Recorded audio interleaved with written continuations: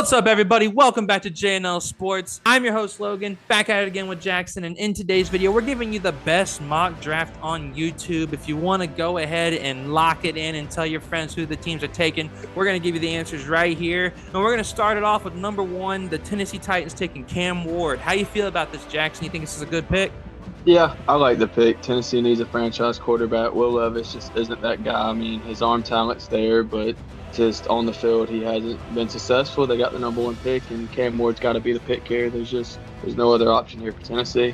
Exactly. I agree. And at number two, we have who I think is the best player in this entire draft class, and that is Travis Hunter, the versatile beast who plays corner and wide receiver, can give the Browns a lot of versatility. How you feel about that, Jackson?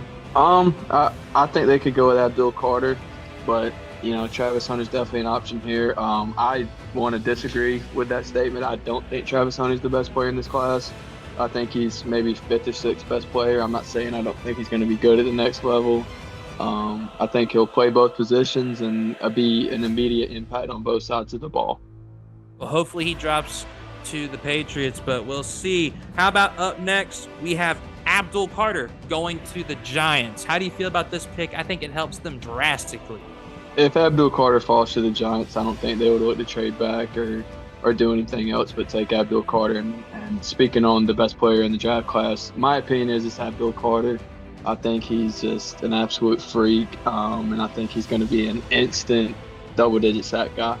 Oh, yeah, 100% agree. But up next, we have our first trade of this mock draft, and it's the Patriots trading back with the Saints as they panic trade to get Shedeur Sanders from Colorado. How do you feel about this? I think this is a bad move by the Saints, but a great thing to happen for the Patriots. But how do you feel?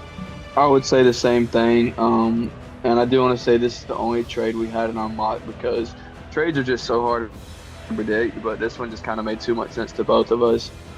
With Abdul Carter, Travis Hunter being off the board for the Patriots, they could look at Genty, but I think they decide that 4 is a little bit too soon, and the potential of adding a second-round pick or Chris Olave, who I don't think the Saints would trade just to go up 5 spots, but I don't rule it out, so I do want to mention that. But I think it would be pick 39, I believe the Saints have, and then pick 9 for pick 4, and they take Shedeur Sanders.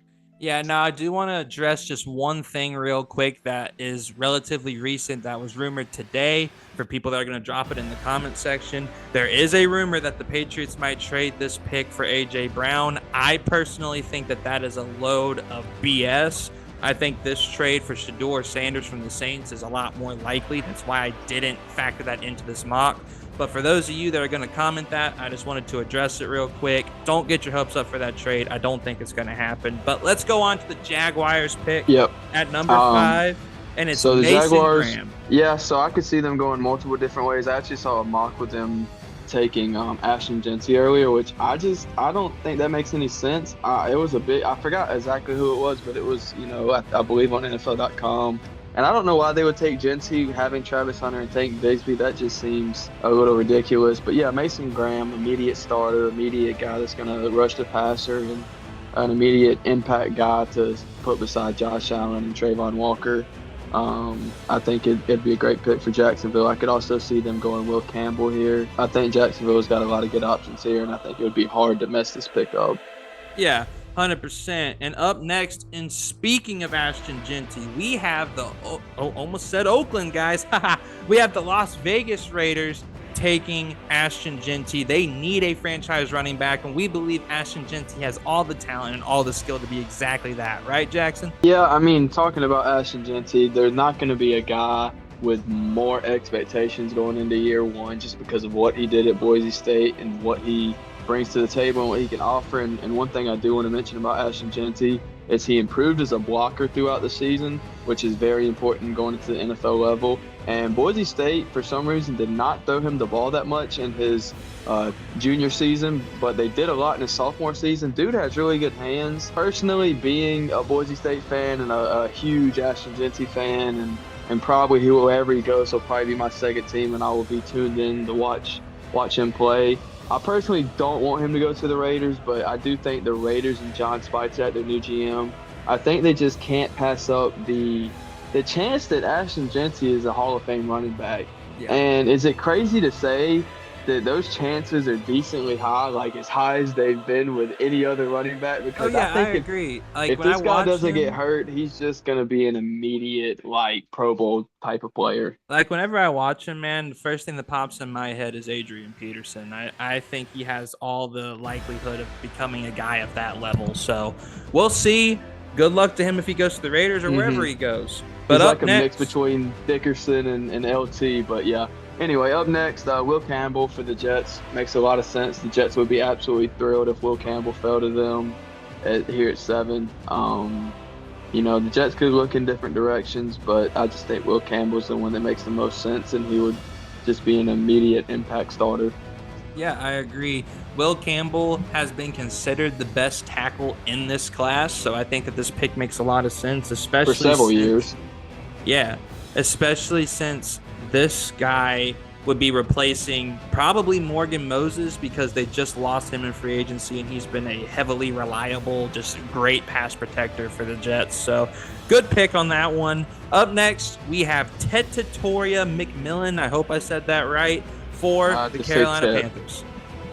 Yeah, Ted McMillan, huge 6'5" receiver. I could see the Panthers going in a different direction here if they feel confident in Xavier Legette, and obviously Adam Thielen's returning, and also I know the Panthers really like Jonathan Mingo. I don't personally know how I feel about him, but not Jonathan Mingo. I'm sorry about that, guys. Jonathan Coker. I apologize. Jonathan Coker. But yeah, Ted McMillan would come in and immediately be the number 1 receiver. He's huge. He's 6'5". He catches everything. People have compared him to Mike Evans. I say slow down on that talk, but yeah, he's huge. He's good. He's the complete package, and I think he's the best true number 1 wide receiver in this draft, in my opinion, for sure. Yeah. You have the hybrid with Travis, but he's the best true receiver. Now, up next, we have my New England Patriots taking Armand Mimbu, offensive tackle from Missouri. Now, I like this pick mostly because Armand Mimbu, in my opinion, has the most upside out of these tackles. He may not be the best right away. I think that's Kelvin Banks personally, but I think he has a significantly higher ceiling. And when you have a pick like this and you have a guy who can be elite and one of the best offensive tackles in the league, if he hits his ceiling, you just got to take it, especially when it's your most needed position. What do you think, Jackson? Yeah, I think it makes a lot of sense. The Patriots trade back, get an extra second-round pick, and still get a franchise tackle to pair with Drake May. The Patriots obviously need offensive line help. If they can keep Drake May upright and get him some weapons, then you're looking at a guy that could be a top 5, top 10 quarterback in year 2. Drake May, to anyone out here that is questioning his ability, he is fantastic. The Patriots roster wasn't very good last year. Their play calling was questionable. Their run game was not nearly as good as it had been in the past with Ramondre Stevenson.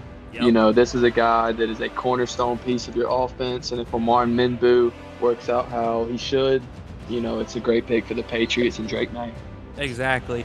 And I agree with everything you said about Drake May. That man has all the intangibles to be a top 5 quarterback in this league. But let's go ahead and go to the Bears pick. This is one of my favorite picks. This would be one of my favorite picks. The Bears don't have many needs. They can look defense. You can always look defense. You can always look offensive line. But they fixed their offensive line, and I do want to mention they have 2 second-round picks. 2 second-round picks, and they're both in the 40s, I want to say. They're not in the 40s, but in the top 40. But so this is kind of a luxury pick to them. They take best player available, Tyler Warren. Tyler Warren's a freak. He's a really good player. He's going to be a really about to go crazy for them too. And I do want to say, people in the comments are going to say, but they have Cole Kmet. Yeah, they do have Cole Kmet, and Cole Kmet's a very good tight end. No one's questioning that. But like I said, they run more 2 tight end sets than anyone in the league. Ben Johnson loves 2 tight end sets, and Tyler Warren would make a ton of sense, and he's the best player on the board, on top of the Bears draft board, and I think they go with him here at 10. Oh, yeah, I think this is an obvious selection because of that 2 tight end set. And as we talked about when we were making this pick, I don't think the Bears really have any weaknesses. Like, they're pretty solid for the most part, especially after on paper. Yeah. Well, on paper, we'll see it's the Bears. It is no the Bears. Bears they fans, do find no a way to offense at all. I think the Bears are going to be much improved next year, but just we got to see it on the field. Yeah, It's the Bears. They should have been good last year, and they weren't. So we'll see. Yeah. Well, so next up, Will Johnson. I could see Will Johnson slipping in this draft, but personally, we have him as our best player available and a huge need for the Niners after Charvarius Ward left, I believe. It makes a lot of sense. The Niners were ravaged with injury last year and should be much improved this year. I mean, I think they'll get back to somewhat of that 49ers like that we've seen, the previous 5 to, however long years. So Will Johnson, they had a piece of their defense and kind of try to get back to, being at the top of the league defensively. Yeah, and my comp for him has always been like a slightly worse Richard Sherman. So I think that they would love to have this pick just because this guy plays the exact type of defense that they want. But let's go on to the Cowboys, where we have them taking Mikael Williams at 12. I think this is an elite level pick for them because it gives them a dominant edge rusher that they can pair with Micah Parsons. What do you think, Jackson? I like Mikael Williams. I like Jalen Walker. I like Malachi Starks. I've talked about this. Those are 3 of my draft crushes. I absolutely love all 3 of those Georgia defenders. I think all 3 of them are going to be very good players. Like I said, I can see the Cowboys considering Jalen Walker or Mikael Williams.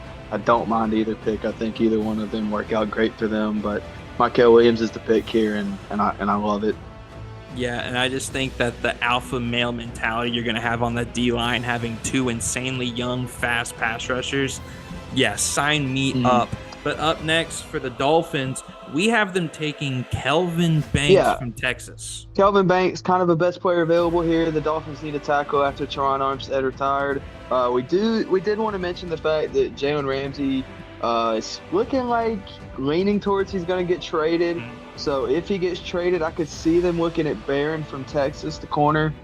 Corner/safety somewhat, but we'll talk about him in a little bit. But anyway, Kelvin Banks, best player available. Like I said, I could see some teams having him as their number 1 tackle in the draft just because I really believe he's going to come in and be a solid NFL player immediately, even if he doesn't have the highest ceiling of the tackles in the draft. He's the one that's going to start immediately for you. If you need an immediate starter, Kelvin Banks is probably the best pick at tackle in this draft, I will say. So getting into this next pick, this is one that just makes a lot of logical sense. The Colts re-signed Mo Alley Cox. That doesn't rule out them taking a tight end. They would love if Tyler Warren fell to 14. I don't think that happens, but I don't think they're mad at the consolation prize and probably the best tight end 2 that we've seen in forever.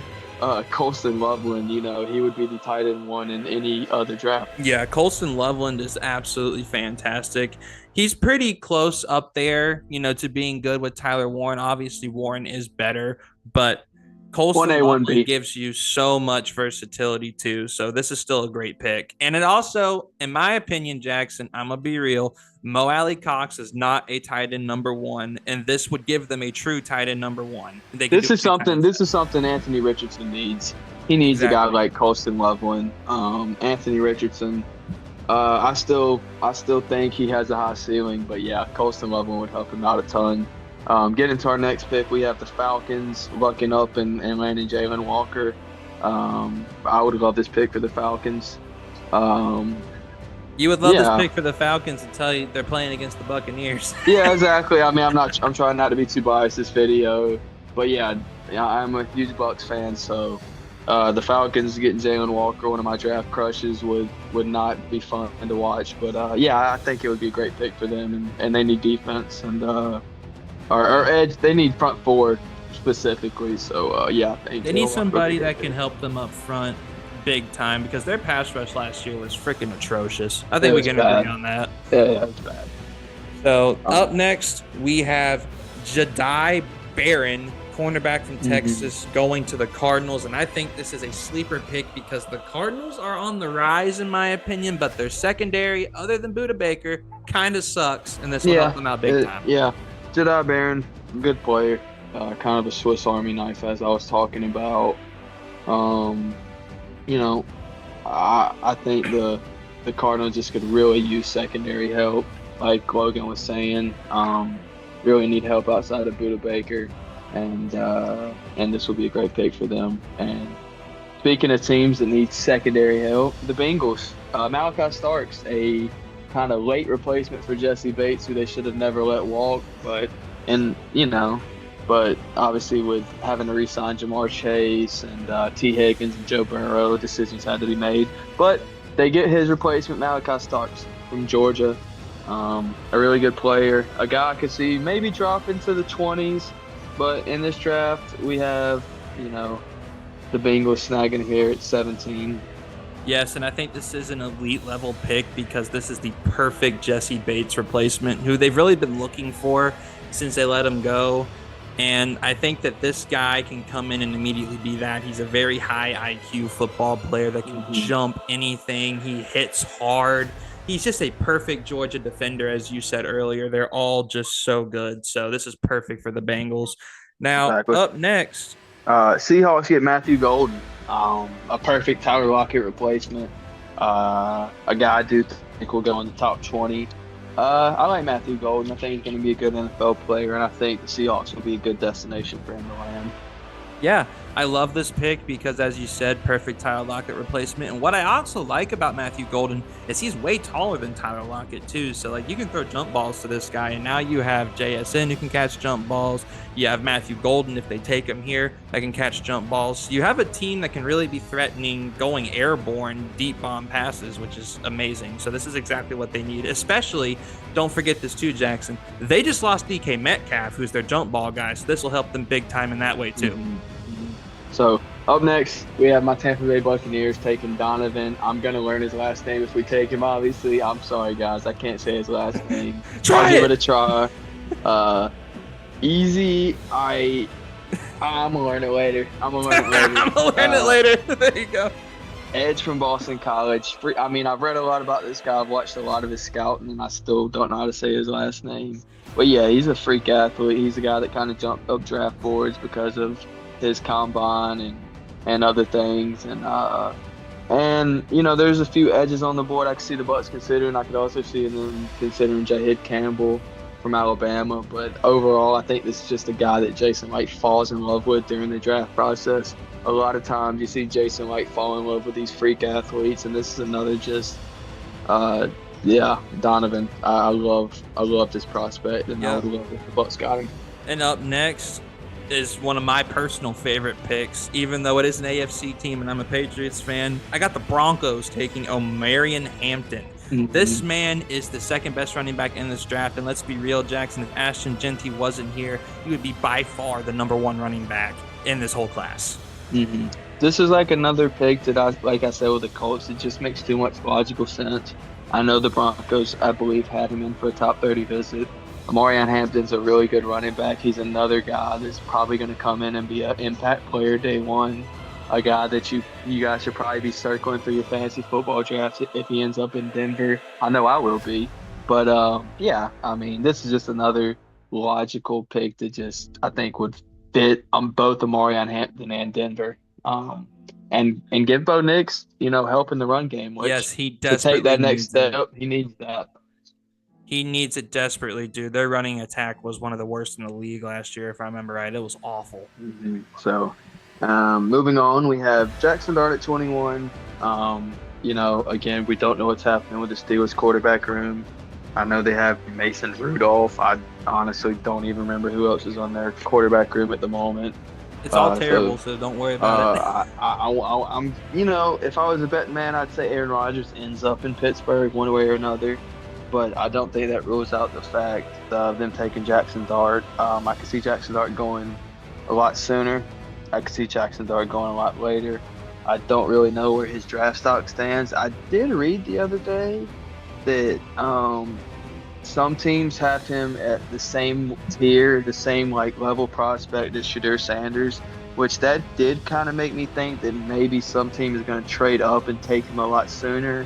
But it's so hard to predict that kind of thing, and it's so hard. We're not NFL GMs, so we don't know the exact value. Let's be real, Jackson. Me and you don't look at Jackson Dart this way. I think 21 is probably high for Jackson Dart, personally.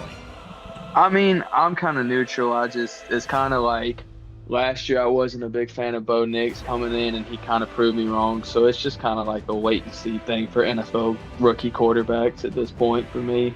Yeah, but this man is a boomer bust pick, Steelers fans, so please keep that in mind. This is a good selection because it is a position of need, and he is probably the best guy available at this point if it does get to 21. But he is boomer bust, in my opinion. Like, he's either going to be phenomenal or he's going to suck. There's no in between.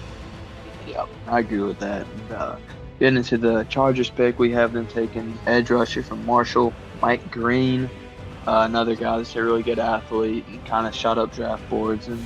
And the Chargers need a edge rusher after Joey Bosa was cut, and I know they re-signed Khalil Mack. I want to say to a one-year deal, so Mike Green from Marshall would make a lot of sense. 100% agree. Let's go on to the Green Bay Packers, who are going to take Shamar Stewart, who for a while there was fighting for the sack leader of last season with the guy from Tech. I'm forgetting his name. I'm sorry, guys. But they were going back and forth trying to get the most sacks in the nation, and eventually I don't think either one of them won, actually. But he's really good. Talk about him.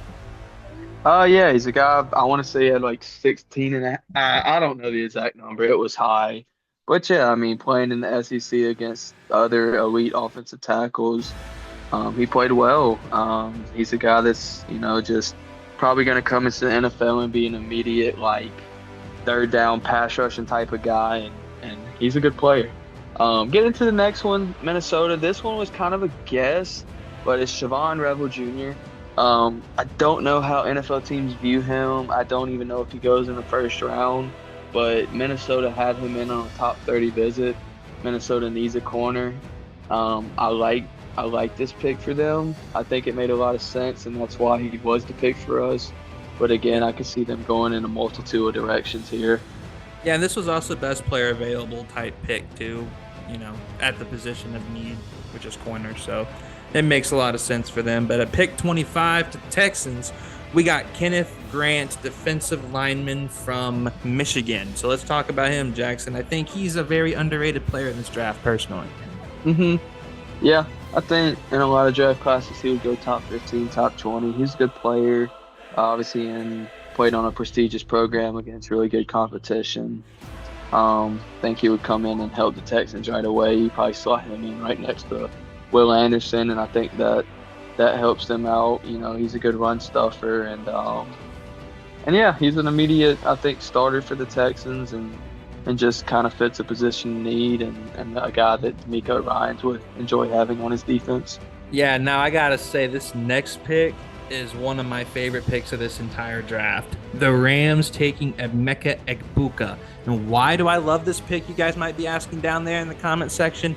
I think Emeka Egbuka reminds me so much of Cooper Kupp, it's not even funny. Yeah, I mean, he came up huge last year. He was, it's crazy to say he was the wide receiver 2 behind a 17-year-old, and yet he's still a first rounder. That's how good Jeremiah Smith is. But Emeka Egbuka is a fantastic player. He's been with Ohio State and played with guys like Marvin Harrison and Jeremiah Smith and Chris Olave, and he played with all the great Ohio State receivers and learned from those guys, and eventually he's a first round pick. And again, like Logan said, I would love this pick for the Rams, and he is a very, very, very good at Cooper Kupp. Just a faster Cooper Kupp they're hoping for if they take him, obviously. But yeah. All right, so we got the Ravens here taking Josh Simmons, offensive tackle from Ohio State. They need offensive line help, and he's kind of the best offensive tackle here available. It's just kind of pick that would make the most sense. Moving on to the Lions, we have them taking a guy that's been rising up draft boards, a guy to replace Carlton Davis, cornerback Maxwell Harrison from Kentucky. Yeah, I love this pick. Dan Campbell guy right here, man. Hard-nosed football player, knows how to attack the football, and is a phenomenal tackler from what I've seen on his films. So this is a guy that Dan Campbell would just love to have, and he's very similar to Carlton Davis, so it'll be a pretty good transition from him to Carlton to him. So yeah, it'll work. Agreed. So Washington, we have Jaed Campbell, and I do want to mention that we originally had him going to Tampa Bay at 19. And then we wanted to slot him back in here in the first round, and we kind of struggled to find a spot. I do think this guy is a first-round pick, but if Tampa doesn't take him at 19 and if Arizona doesn't take him at 16, I don't know where he would go or fit in here.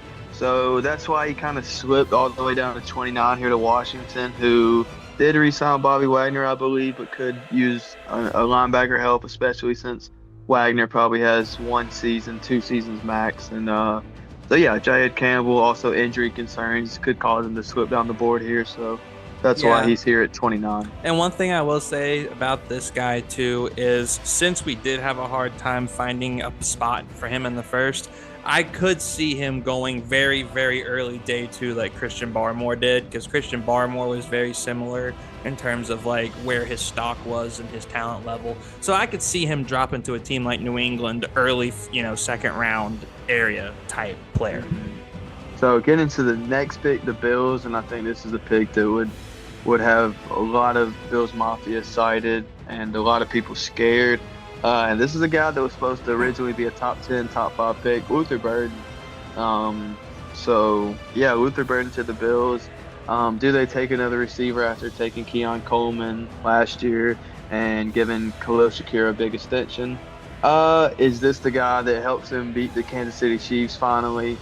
I don't know, but it's good value at 30, and they could definitely use another receiver. I believe Matt Collins left, and he came to New England, so you're right. Yeah. So Luther Burden, it's a pick that, kind of a value pick. I could definitely see them going offensive line, defensive line, elsewhere. But yeah, Luther Burden, I think, would be a good value here at 30. Taking a chance on a guy that could be really, really, really good. Yeah, this dude can be an absolute freak. He's another boomer bust, though, in my opinion, but he is the best receiver available at this point. So if you think that the Bills need a receiver, this pick definitely makes sense. Yeah, and at 31, we have a Joe Tooney replacement here for Kansas City. I could see them going in, a multitude of different directions here, but right now we just have them going with an immediate offensive line starter, interior offensive lineman from Alabama, Tyler Booker, a guy that's like a fringe first round, early second round type of player. The Chiefs take him here, and he's an immediate starter and kind of just takes that Joe Tooney role on but he's on a rookie contract, obviously. Yeah, I like this pick a lot because he's also like, if I remember right, he's one of the older rookies too. So like he definitely has that more mature way of coming in. You can fit him in immediately. You know what you're going to get with him. Now, sure, his ceiling is a little bit lower than some of the other players that we've mocked here at the offensive lineman positions, but this guy is a guy that you can plug and play immediately, and they need that because Milton Williams and the other D tackle that I'm blanking on the name for some reason for the Eagles, just absolutely. Jalen Carter. Yeah. Jalen Carter, Jordan Davis. Absolutely blasted freaking Mahomes in the Super Bowl. Their interior offensive linemen looked like a joke. I'm going to be honest. So they need this pick more than anything. Yeah. So here at 32, we have the Eagles getting a Chauncey Gardner-Johnson replacement. Nick Monty from South Carolina. I've watched him play a good bit. I'm at, he's pretty local, about an hour away from Columbia. So, watched a lot of South Carolina games. And he was all over the field. He was, their first or second best defensive player. I know they had a linebacker that's in this year's draft class too that's really good. But yeah, he's a good player. Did the Eagles go with another secondary player here early on? I could see it. Why not? They have a great team. Their offense is stacked, and they have a very good front seven already. So I could also see them looking edge here to replace Brandon Graham, or I believe Milton Williams left too. But they also lost Josh Sweat. Don't forget about that too. Yeah. So So this is kind of like a situation where we had all the like elite edges, like all the guaranteed first round talent edges come off the board. So this is kind of just a pick that we like for the Eagles. I think it makes sense, and I like Nick as a prospect. Yeah, and on top of that, I just really like who this guy is as a player, and I think that he is the best available player at this point, which whenever you're picking 32, that's generally who you take as the best available. As you said, most of the edges that were actually really good bona fide starters are mostly, if not completely, gone at this point. I mean, you have some boomer bust guys you could get, but I think Nick here is the last guy that's going to give you like true amazing production, and it's almost guaranteed. So definitely a good pick at 32. But guys, let us know your thoughts down below in the comments. Let us know how you feel about this mock. What is your mock? Who you got these teams taking? Feel free to leave it down below in the comments. We'd love to read yours. And if you think that we got something wrong, be sure to go down there and call us out. We can have a cool conversation and chill with you guys. We enjoy that very much. Be sure to like the video as well so it gets spread all over the YouTube algorithm, because everybody needs to see the best mock draft on YouTube. Come on, man. And go ahead and hit that subscribe button. We're trying to hit 200 subscribers by the end of July. So if we could do that, that would be super hype. And yeah, Jackson, anything you want to say before we head out? No, I'm good. I think thank you guys for watching, and if you enjoyed, hit the subscribe button, and we'll have some more content coming out soon. Yep, very soon. We're going to try to get more consistent on this channel because, you know, my PC broke. If you guys want to know why we haven't uploaded in the last, like, what is it, 2 months up until the Patriots video, it's because we were having some technical difficulties. Those have been fixed now, so we can definitely get back to making you guys some awesome, consistent content. So be sure to subscribe to see all that, and we'll see you guys in the next one. Peace.